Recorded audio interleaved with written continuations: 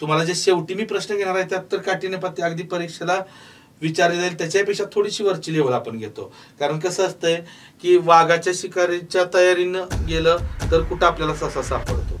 तर कर्णींच्या गुणाकार आणि भागाकाराच्या नियमाखाली धडधडीत मी तुम्हाला एक वाक्य लिहून दिलेलं आहे, नोट लिहून दिलेलं आहे. काय तर कर्णींचा गुणाकार त्याच वेळी करता येतो ज्यावेळी दिलेल्या कर्णींची कोटी समान असते. अंकगणितातल्या अतिशय किचकट प्रकरणांपैकी प्रकरण आहे. तुम्हाला आठवत असेल 9वीला प्रकरण तुम्हाला होतं, हे इयत्ता 9वीला हे प्रकरण होतं आणि तुम्ही हे प्रकरण 9वीत सुद्धा केलेलं नव्हतं. खात्रीशीर सांगतो मी, तुम्ही 9वीत सुद्धा हे प्रकरण केलं नव्हतं, कळतच नव्हतं काय प्रकरण. नमस्कार विद्यार्थी मित्रांनो, मी प्राध्यापक नितीन सत्रे आपल्या सर्वांचं वेनेटर करिअर्सच्या ऑनलाईन प्लॅटफॉर्मवरती मनपूर्वक स्वागत करतो. मित्रांनो, आपण अंकगणित या विषयातील कर्णी या घटकावरती चर्चा करतोय आणि आतापर्यंत पाठीमागच्या 3 भागांमध्ये आपण कर्णीतील अतिशय महत्त्वाचे प्रकार पाहिलेले आहेत. आणि या घटकामध्ये जो आपण प्रकार पाहणार आहे तो प्रकार आतापर्यंत बऱ्याच वेळा परीक्षेला विचारला गेला आहे, बऱ्याच वेळा, जास्तीत जास्त. म्हणजे इथून हा भाग आणि याच्या पुढचा भाग जे आपण शिकतोय, आता फक्त कर्णी प्रकरण शिकतोय आणि ते शिकल्यानंतर आपलं पॅटर्न कसं आहे लक्षात घ्या की आपण प्रत्येक प्रकरण शिकत जातो आणि शेवटी त्यावर आधारित असणारे प्रश्न एकाच वेळी आपण घेत असतोय, बरोबर. आजच्या सेशन मध्ये आपण जे शिकणार आहोत तो अतिशय महत्वाचा भाग आहे, तो म्हणजे कर्णीतील लहान मोठेपणा आणि त्याच्याशी निगडीतच आपल्याला वेगवेगळे प्रकार पाहायचे आहेत जे बऱ्याच वेळा परीक्षेला विचारले जातात त्याच घटकावर आधारित लहान मोठेपणा. ओके, तर बघा मित्रांनो, आता तुम्हाला हे सांगायची गरज नाही पडली पाहिजे की हा व्हिडिओ शेवटपर्यंत पहा. महत्वाचाच आहे, लक्षात घ्या, महत्वाचं आहे. तुम्ही जर प्रामाणिकपणे अगदी सिरियसली अभ्यास करताय तर हे महत्वाचं आहे. एकदा व्हिडिओ तुम्ही अर्धा पाऊण तास पाहिल्यानंतर तुमच्या लक्षात येईल की हे किती सोपं आहे. फक्त तुम्ही त्याच्याकडे दुर्लक्ष केल्यामुळे ते तुम्हाला अवघड वाटतंय, केवळ दुर्लक्ष केल्यामुळं. तुम्हाला हे समजलं की तुम्ही आपाप पुस्तकं शोधणार, पुस्तकात कुठं कर्णी प्रकरण आहे त्यातली उदाहरणं सोडवायचा तुम्ही प्रयत्न करणार आणि तुम्हाला ती सुटणार सुद्धा. ओके, तर चला मित्रांनो, आपण कर्णीतील लहान मोठेपणा, काय आपला पॉइंट आहे, महत्वाचा पॉइंट आहे, लक्षात ठेवा. कर्णीतील लहान मोठेपणा.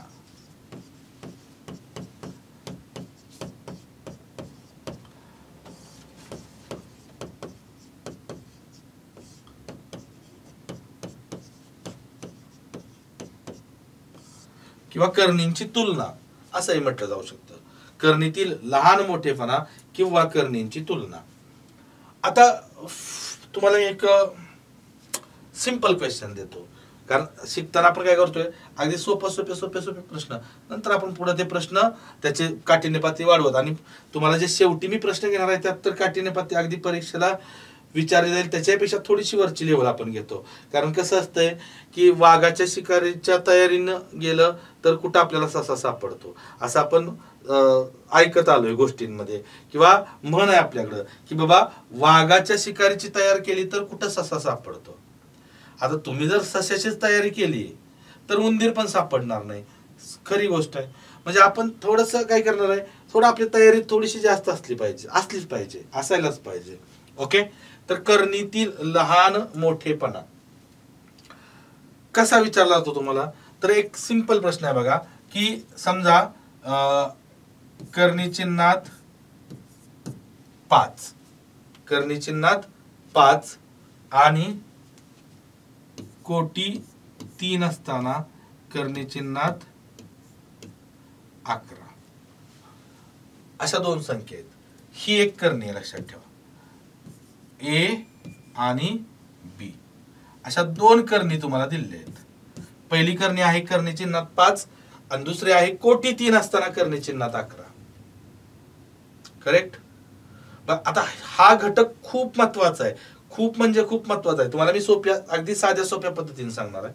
तर बघा, आता याच्यात काही ठिकाणी मी पाहिलंय, म्हणजे काही पुस्तकांमध्ये पण पाहिलंय, एक मेथड थोडीशी वेगळी दिलेली असते, पण ती मेथड इथं लागू होते या प्रकाराला, पण ती वापरायची नाही. कोणती मेथड तुम्हाला मी सांगतो नंतर, नाही सांगितलं तर तुमच्या ती कधी लक्षात येणार पण नाही, त्याच्या तुम्ही नादाला लागणार नाही. ती थोडी सोपी वाटते पण इथं सोपी आहे ती. पण त्याचा तोटा कुठं होतो तर पुढचे काही प्रकार आहेत ना आपले पुढचे प्रकार, त्या प्रकारात मात्र ती मेथड लागू होत नाही. म्हणजे चुकीची मेथड आहे, मेथडच चुकीची आहे ती. फक्त ह्यातला लहान मोठेपणा लगेच आपल्याला काढता येतो, त्या मेथडनं लगेच काढता येतो, कमी त्रासात काढता येतो, कमी त्रासात. म्हणजे ती मेथड काय आहे, पावडर खाऊन तयार केलेली बॉडी आहे.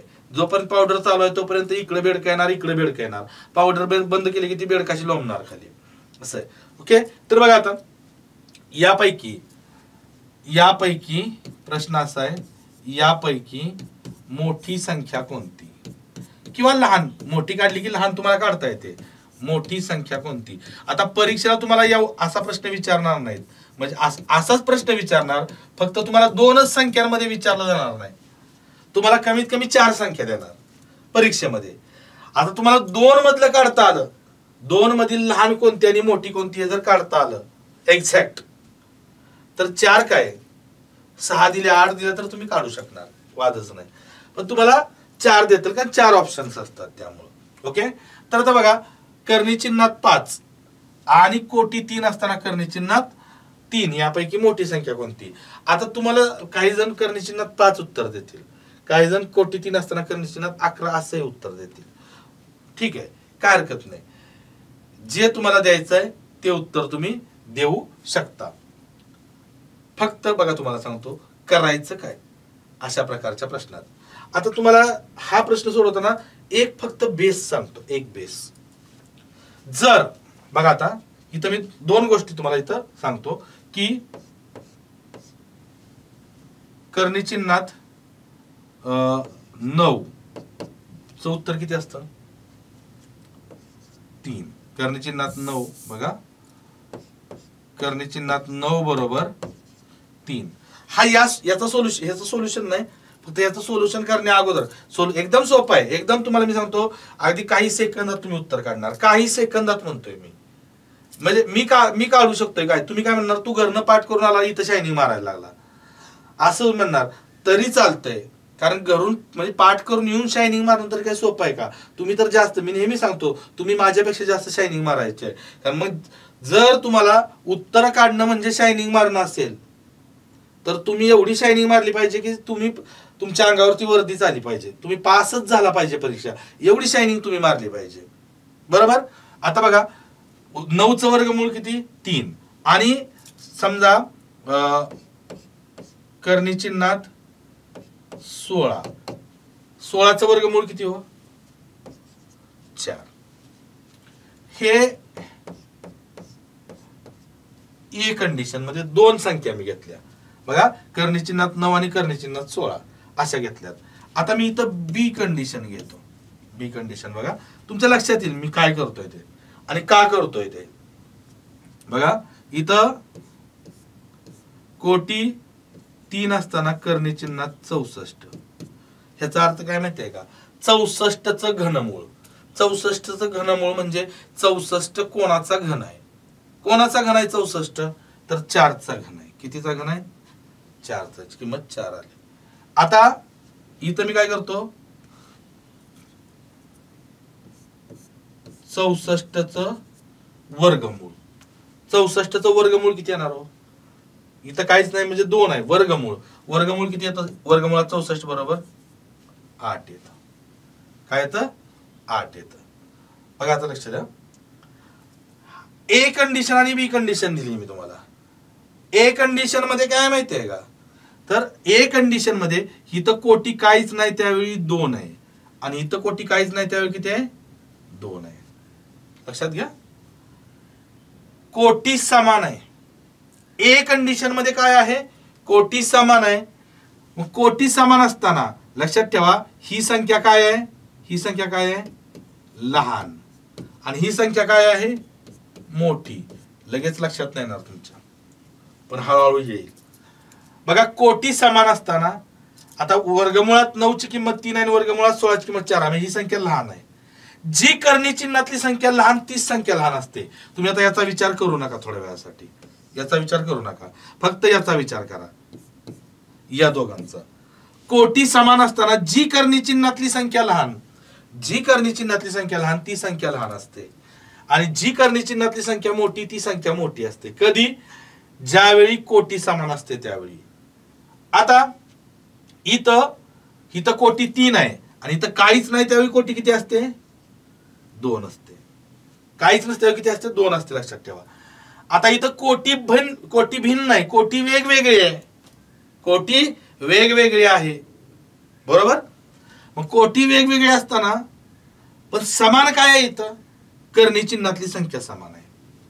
इथं कर्णी चिन्हातली संख्या 64 आहे, इथं 64 आहे. इथं कोटी 3 आहे तर उत्तर 4 आलं.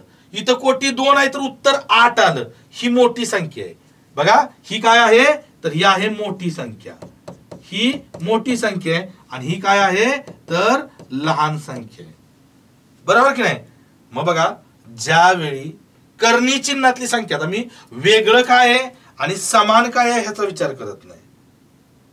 मी फक्त एवढंच विचार, म्हणजे वेगळं काय ह्याचा विचार करत नाही, समान काय आहे त्याचा विचार करतो. इथं कोटी समान आहे ना, कोटी समान असेल बघा, कोटी समान असेल तर जी दिसायला मोठी ती मोठी आहे आणि जी दिसायला लहान ती लहान आहे. कधी? कोटी समान असेल तर. आणि कर्णी चिन्हातील संख्या समान असेल तर आपण ह्याच्यावर विचार केला, ज्याची कोटी मोठी आहे ती लहान संख्या आहे, ज्याची कोटी लहान, 2 लहान आहे ती मोठी संख्या. उलट होतंय, कोटी मोठी असणारी लहान होते आणि कोटी लहान असणारी मोठी होते. पण हे कधी? ज्या कोटी भिन्न आहेत पण कर्णी चिन्हातील संख्या समान असेल तर. आता कर्णी चिन्हातील संख्या समान असणारे तुम्हाला प्रत्येक वेळेस संख्या देतील असं नाही हो, असं नाही. तर लक्षात ठेवा, कोटी समान, त्यामुळे हा विषयच काढून ठेवा साईडला. कोटी वेगवेगळे असणारा विषय साईडलाच घ्या. कोटी समान असेल, काय समान म्हणतोय मी? कोटी समान असेल तर जी दिसायला मोठी ती मोठी संख्या आणि जी दिसायला लहान ती लहान संख्या. म्हणजे इथं असं आहे बघा, कर्णी चिन्हात 9 आणि कर्णी चिन्हात 16, त्यातली कर्णी चिन्हात 16 ही मोठी संख्या आहे. का? तर कोटी काहीच नाही म्हणजे 2 आहे. कोटी समान असताना जी दिसायला मोठी ती मोठी आणि जी दिसायला लहान ती लहान. मग आता इथं बघा, तुम्हाला याच्यात इथं कोटी काहीच नाही त्यावेळी किती असते? 2 असते. काहीच नाही कोटी त्यावेळी किती असते? 2 असते. आणि इथं कोटी किती आहे? 3 आहे. ओके. आता बघा, इथं कर्णी चिन्हात 5 आहे, बरोबर. मी इथं लिहून घेतो त्या संख्या पुन्हा एकदा. कर्णी चिन्हात 5 आणि कोटी 3 असताना कर्णी चिन्हात 11. आता बघा, कर्णी चिन्हातल्या संख्या तर ऑलरेडी वेगळ्या आहेत. कर्णी चिन्हातल्या संख्या ऑलरेडी वेगळ्या आहेत. तुम्हाला मोठी संख्या विचारली, म्हणजे मोठी संख्या काढली तर लहान संख्या काढता येईल, बरोबर. मग काय करायचं? अशा कंडिशन मध्ये तुम्हाला जर कर्णीतील लहान मोठेपणा काढायचा असेल तर पहिली स्टेप फिक्स, दिलेल्या कर्णींची कोटी समान करून घ्यायची. काय सांगतोय मी? दिलेल्या कर्णींची कोटी समान करून घ्यायची. मग आता कोटी समान करून घेताना साधी सोपी मेथड सांगतो. काय करायचं? इथं कोटी काहीच नाही त्यावेळी किती आहे? 2 आहे आणि इथं काय आहे? 3 आहे, लक्षात ठेवा. ओके. तर या 2 आणि 3 दिलेल्या ज्या वेगवेगळ्या कोटी आहेत ना, त्या कोटी समान करताना दिलेल्या कोटींचा लसावी काढायचा. बघा, बेसिक मध्ये लसावी मसावी प्रकरण शिकताना आपण लसावी हा कुठं उपयोगी पडतो त्यात मी तुम्हाला हे सांगितलं असेल बघा. कोटी समान करताना, छेद समान करताना, तिकडं वेग समान करताना, पुढं आंतरवेग वेळेमध्ये बऱ्याच लसावी खूप वेळा वापरला जातो. तर ह्या 2 आणि 3चा लसावी काढायचा. तर बघा, 2 आणि 3 चा लसावी बरोबर किती असतो माहिती आहे का? 6 असतो. 2 आणि 3चा लसावी किती असतो? 6. तर डायरेक्ट इथं कोटी 6 घ्यायची, कर्णी चिन्हात 5 आहे असं लिहा. कोटी 6 घ्यायची, कर्णी चिन्हात 11 आहे असं लिहा. आता एक मॅटर काय झाला, तुम्ही कोटी समान केली. कोटी किती घेतली? लसावी एवढी घेतली. किती घेतली? लसावी एवढी कोटी घेतली, बरोबर. पण वर्गमुळात 2 आणि कोटी 6वं मूळ, सॉरी वर्गमुळात 5 आहे, 5चं वर्गमूळ आणि 5चं 6वं मूळ ह्याची किंमत वेगळी असणार. किंमत बदलली का नाही? आणि मी नेहमी काय सांगतो की आपल्याला गणिताची मूळची किंमत बदलण्याचा अधिकार नाही. आपल्याला गणिताची मूळची किंमत बदलण्याचा अधिकार नाही. मग इथं बघा मूळची किंमत जर बदलली ना तर ती किंमत पुन्हा स्थिर करण्यासाठी काय करावं लागतं, तर लक्षात घ्या ह्या 2 न मूळच्या कोटीला कितीनं गुणल्यानंतर लसावी येतोय बघायचं. 2 ला कितीनं गुणल्यानंतर 6 येतोय हो, कितीनं 3 न, बेत्रिक 6 तर इथं तेवढा घात घ्यायचा. काही जण गुणतात 5 त्रिक 15 असं करतात आणि इथं म्हणजे असं करतात, लक्षात ठेवा. तर आता हा याच्यात तर ते त्या पद्धतीने इथंही चुकतंय त्या पद्धतीनं. मी पाहिली ती पद्धत काय करतात, इथं 3 गुणलं नाही तर इथं 5 त्रिक 15 करतात, इथं 3 दुने 7 11 दुने 22 करतात. तर तसं करायचं नाही, बिलकुल करायचं नाही. इथंच चुकतंय याच प्रश्नात मी घेतलेल्या. ते बऱ्याच प्रश्नात बरोबर येतं पण तसलं मी तर करायचं नाही. आता इथं 3 ला किती न गुणल्यानंतर 6 येतंय हो, तर 3 ला 2 न गुणल्यानंतर किती येतंय 6, 3 दुने 6. हा 2 काय करायचा याचा घात घ्यायचा. त्यानंतर काय करायचं, सिंपल की कोटी 6 असताना करणे चिन्हात 5 चा घन म्हणजे 125 आणि कोटी 6 असताना करणे चिन्हात 11 चा वर्ग किती येतो 121. काय येतो 121. आणि मग ही संख्या काय झाली मोठी. 125 मोठा आहे की नाही, तर लक्षात ठेवा आपलं फायनल आन्सर काय आलं मित्रांनो, तर यापैकी मोठी करणी कोणती आहे, तर करणी चिन्हात 5 ही मोठी आहे. ही प्रोसेस नीट लक्षात ठेवा, ही प्रोसेस नीट लक्षात ठेवा, ही प्रोसेस अतिशय महत्वाची आहे. ही प्रोसेस मग लहान जर संख्या विचारली तुम्हाला, लहान संख्या तर लहान संख्या कोणती असणार, कोटी 3 असताना करणे चिन्हात 11 ही लहान संख्या, आणि मोठी संख्या कोणती तर करणे चिन्हात 5 ही मोठी संख्या. मोठी काढली की लहान काढता येते. म्हणजे ह्यात तुम्हाला सगळ्यांचंच निघणार आहे. आता इथं बघा 2 दिल्या काय, 3 दिल्या काय आणि 4 दिल्या काय. पहिली प्रक्रिया काय करायची तुम्हाला, जर करणीतला लहान मोठेपणा विचारला तर सुरुवातीला पहिली स्टेप फिक्स आपल्याला काय करायचे आहे, तर दिलेल्या करणींच्या कोटींचा लसावी काढून घ्यायचा आहे. काय करायचंय, तर दिलेल्या करणींच्या कोटींचा लसावी काढून घ्यायचा आहे आणि तो लसावी प्रत्येक करणीला द्यायचा आणि मूळच्या कोटीला ज्या संख्येनं गुणल्यानंतर लसावी येतोय ती संख्या करणीतल्या संख्येचा घात घ्यायची आणि ते घात करत जायचं. फायनली जी करणी, कारण कोटी समान असताना जी करणी चिन्हातील संख्या मोठी ती करणी मोठी असते. कोटी समान असताना जी करणी चिन्हातली संख्या मोठी ती करणी मोठी असते आणि कोटी समान असताना जी करणी चिन्हातली संख्या लहान ती करणी लहान असते. हे कायम लक्षात ठेवा, कायम लक्षात ठेवा. ओके. आता पुढचा प्रश्न आपण बघूया. पुढचा प्रश्न बघा, आता तुमच्यासाठी प्रश्न, करणी चिन्हात 2 कोटी 3 असताना करणी चिन्हात 3 व कोटी 4 असताना करणी चिन्हात 4 यापैकी सर्वात मोठी संख्या कोणती.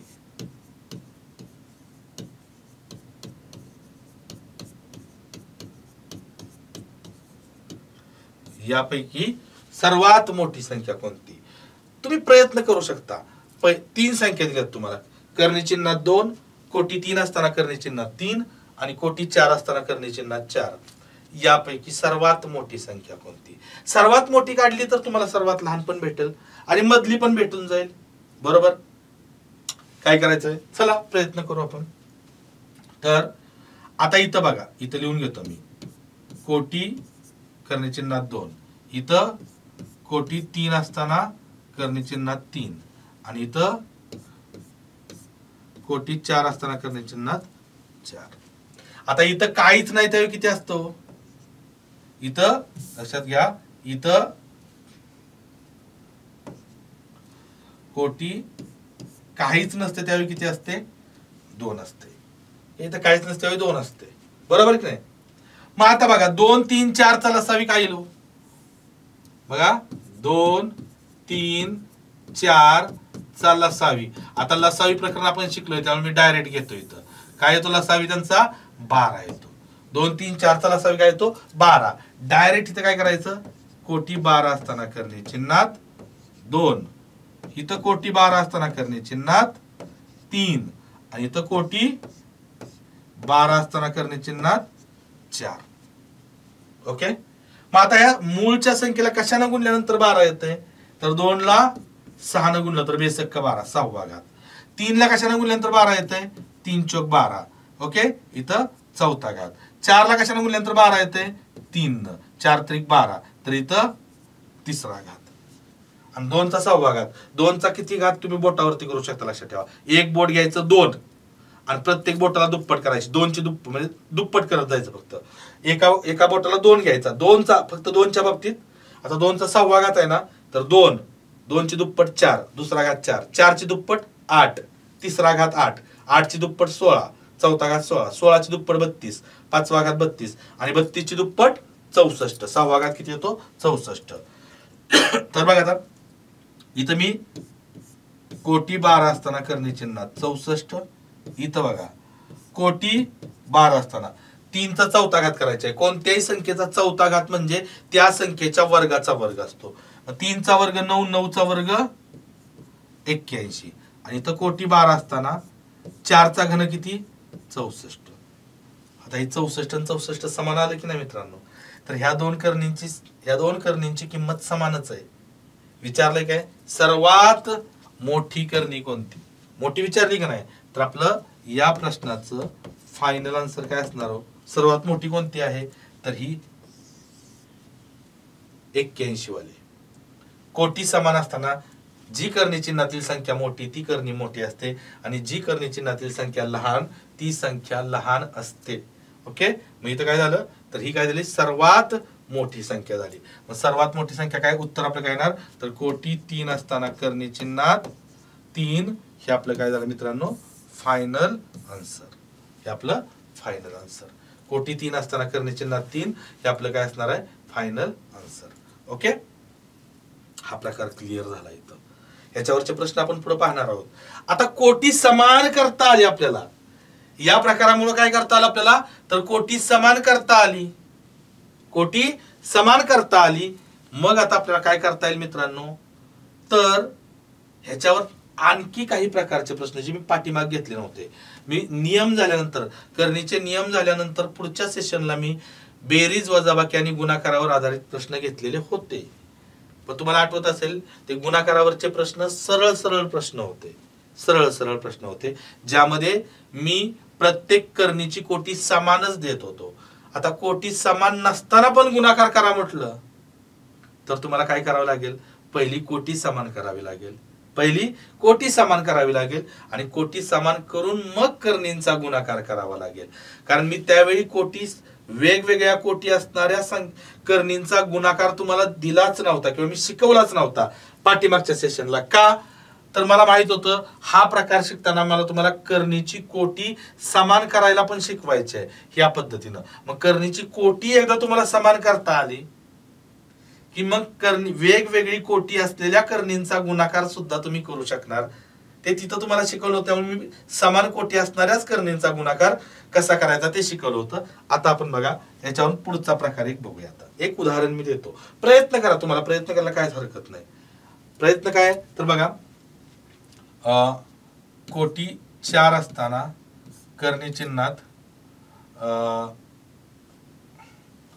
12 गुणिले करणी चिन्हात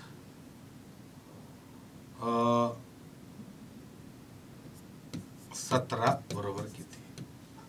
सिंपल क्वेश्चन आहे, सिंपल. आता यात बघा प्रयत्न तुम्ही करायचा, तुम्ही व्हिडिओ पॉज करा, प्रयत्न करा, मला खात्री आहे, फक्त नीट लक्ष द्या. इथं मी थोडासा चालूपणा केलेला आहे.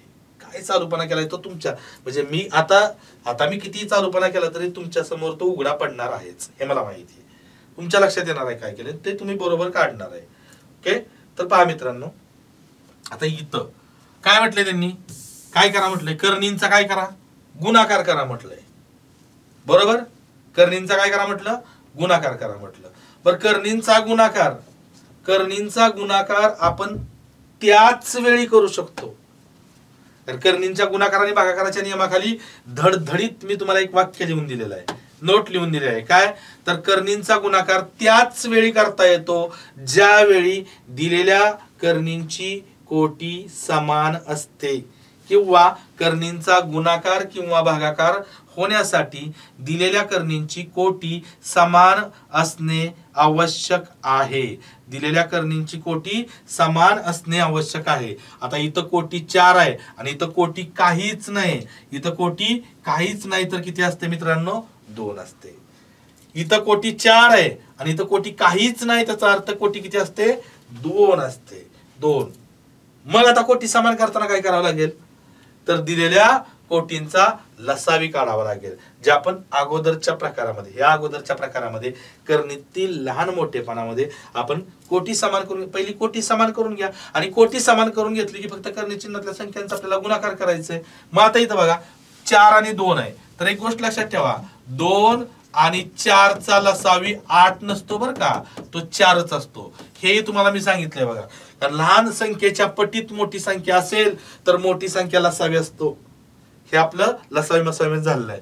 मग इथं 2 आणि 4 चा लसावी काय येतो? 4 येतो मित्रांनो. तर इथं डायरेक्ट मी 4 घेतो. इथं कर्णी चिन्हात 12 गुणिले इथं पण 4 घेतो आणि कर्णी चिन्हात 17. आता बघा 4 ला कितीनं गुणल्यानंतर 4 येते हो तर 1 न. मग इथं काय झालं? 12चा 1 घात. आणि 2 ला कितीनं गुणल्यानंतर 4 येते तर 2 ला 2 न गुणल्यानंतर इथं दुसरा घात येणार. करेक्ट. मग आता काय झालं बघा, इथं हेच पुढली तुम्ही कोटी 4 असताना कर्णी चिन्हात 12चा 1 घात म्हणजेच 12 गुणिले कोटी 4 असताना कर्णी चिन्हात 17चा वर्ग. आता वर्ग पाठ आहेत आपले. 17चा वर्ग किती असतो? 289. ओके. मग कोटी समान झाली ना, कोटी समान झाली. आपला नियम काय सांगतो? कर्णींचा गुणाकार होण्यासाठी दिलेल्या कर्णींची कोटी समान असणे आवश्यक आहे. इथं कोटी 4 आहे, इथं कोटी 4 आहे. कोटी समान झाली आणि एकदा कोटी समान झाली की तुम्ही कर्णी चिन्हातल्या संख्यांचा गुणाकार करू शकता. मग याचं उत्तर काय येणार? कोटी 4 असताना 12 गुणिले 289 हा गुणाकार तुम्हाला जमलाच पाहिजे. मग 12 न 289, 12चा पाढा सर्वांचा पाठ असतो. मग काय येणार बघा, हे कोटी 4 असताना इथं बघा 92 108 उरले 10. इथं पुन्हा 12 8 96, 96 आणि 10 106, पुन्हा उरले 10. 12 दुने 24, 24 आणि 10 34. तर आपलं फायनल आन्सर काय आलं मित्रांनो? कोटी 4 असताना कर्णी चिन्हात 3468. कोटी 4 असताना कर्णी चिन्हात 3468. हे आपलं काय झालं तर फायनल आन्सर झालं. हे झालं फायनल आन्सर. सोपं आहे, काहीच अवघड नाही. अजून एक प्रश्न बघा. कोटी 3 असताना कर्णी चिन्हात 5 गुणिले कोटी 4 असताना कर्णी चिन्हात 2. सिंपल क्वेश्चन आहे. कोटी 3 असताना कर्णी चिन्हात 5 गुणिले कोटी 4 असताना कर्णी चिन्हात 2. तुम्ही व्हिडिओ पॉज करायचा आहे, प्रयत्न करायचा आहे. नाही जमलं तर व्हिडिओ ऑन करून मी तर तुम्हाला सोडवून देतोय. आता बघा 3 आणि 4 चा लसावी काय आला मित्रांनो? 3 चौक 12. डायरेक्ट घ्या. इथं कोटी 12 असताना लसावी घ्यायचा डायरेक्ट. इथं कर्णी चिन्हात 5 गुणिले इथं पण कोटी 12 घेऊन टाका डायरेक्ट. कर्णी चिन्हात 2. आता मला सांगा 3 ला किती न गुणल्यानंतर 12 येतं? 4 न. इथं 4था घात. आणि 4 ला किती न गुणल्यानंतर 12 येतं? 3 न. इथं 3रा घात. मग काय झालं बघा, आता कोटी 12 असताना कर्णी चिन्हात 5चा 4था घात. कोणत्याही संख्येचा 4था घात कसा करायचा ते 4 वेळा गुणाकाराच्या रूपात मांडत बसायचं नाही. शॉर्टकट काय आपली तर कोणत्याही संख्येचा 4था घात म्हणजे त्या संख्येच्या वर्गाचा वर्ग. मग 5चा 4था घात, 5चा वर्ग 25 आणि 25चा वर्ग 625. इथं किती आलं? 625 गुणिले कोटी 12 असताना बघा, कोटी 12 असताना 2चा घन. 2चा घन माहिती आहे आपल्याला किती असतो? 8. मग आता ह्या बघा कोटी समान झाले ना तर ह्या दोघांचा गुणाकार करायचा आहे. ही कोटी एकदाच घ्या. आता मी स्टेप वाढवत बसत नाही. कोटी एकदाच घ्या. कोटी 12 असताना गुणात इथं 8 पंचे 40 उरले 4. 8 दुने 16 आणि 4 20 उरले 2, 8 सक्का 48 आणि 2 50. तर उत्तर किती आलं मित्रांनो? 1,12 असताना कर्णी चिन्हात 5000. हे आपलं फायनल आन्सर आलं. हे काय झालं तर आपलं आलं फायनल आन्सर. आशा आहे मला की हाही प्रकार तुम्हाला समजला असेल. बघा, एकाच प्रकारातून आपले 2 प्रकार क्लिअर झाले. इथं कोणता? कर्णीतील लहान मोठेपणा आपण क्लिअर केला आणि कर्णींची कोटी समान नसताना दिलेल्या कर्णींचा गुणाकार करता येतो आपल्याला. हेही क्लिअर झालं. हेही क्लिअर झालं. म्हणजे इथं बघा की हे दोन्ही प्रकार आपले इथं क्लिअर झाले आणि मला खात्री आहे तुम्हाला समजलं असेल. जरी काय अडचण असेल, एकदा बघून समजलं तर रिवाइंड करा पुन्हा. कारण मी नेहमी सांगतोय, अतिशय अंकगणितातल्या अतिशय किचकट प्रकरणांपैकी प्रकरण आहे. तुम्हाला आठवत असेल 9वीला प्रकरण तुम्हाला होतं.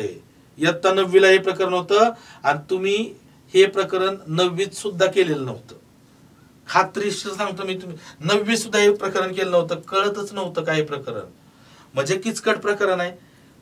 तरी मी तुम्हाला अगदी सोप्या साध्या सरळ भाषेत सांगण्याचा प्रयत्न केलाय. जास्त फापट पसार नाही. परीक्षेच्या दृष्टीने जेवढं महत्वाचं आहे तेवढं आपण इथं घेतोय. ओके, तुम्हाला समजलं असेल.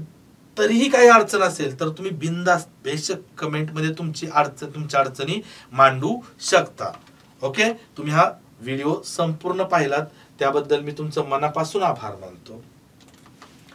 आपला चॅनल सबस्क्राईब केला नसेल तर चॅनल सबस्क्राईब करा आणि बेल आयकॉन दाबा, जेणेकरून प्रत्येक व्हिडिओचं नोटिफिकेशन तुम्हाला तुमच्या मोबाईलवरती मिळेल. ही आपली नेहमीची सूचना मी तुम्हाला सांगतोय. आणि या सेशनमध्ये आपण इथंच थांबतोय. आपण पुढच्या सेशनमध्ये भेटणार आहोत नवीन प्रकार घेऊन आपण पुढच्या सेशनमध्ये भेटणार आहोत.